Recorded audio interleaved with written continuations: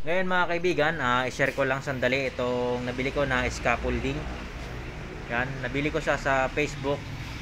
Kuha ko siya ng 2,800, bali dalawang pares yan. Yan o, makapal yung tubo na ginamit, schedule 40, kaya matibay yan. Yan, yun lang, medyo makalakalawang at madumi. Yan, gagawin natin, lilinisin natin yan at pipinturahan natin para magmukhang bago siya. Yan, lihain lang natin para matanggal yung kalawang at yung mga semento na dumikit, saka pinturahan.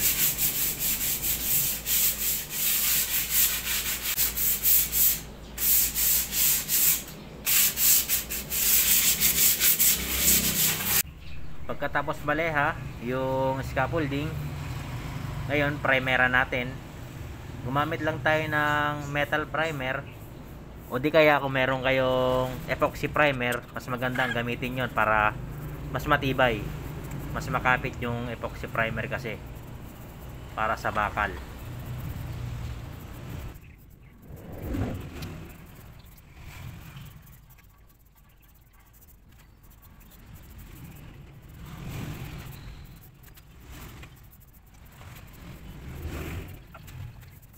Pagkatapos ma-primeran, patuyuin lang natin ng konti bago natin siya tapkutan.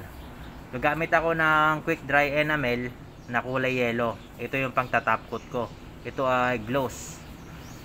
Yan, maganda kasi ito para sa bakal, mas matibay ito. Pero yun lang, ay matagal siyang matuyo. Pero solid to kapag ito ang ginamit nyo na pang top coat para sa bakal. Pero depende pa rin yan sa inyo mga kaibigan kung ano yung gusto nyo na pang top coat. Ito kasing ginamit ko na pang top coat mga kaibigan ay mura lang to. Pero matibay siya na pintura kapag ito ay natuyo.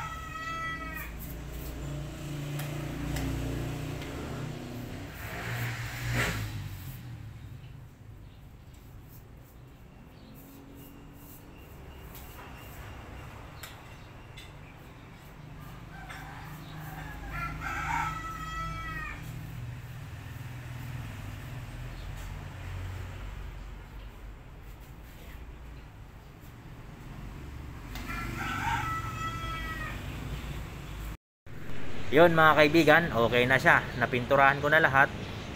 Yan, bali 3 coat to na patong na pintura yung ginawa ko para mas makapal.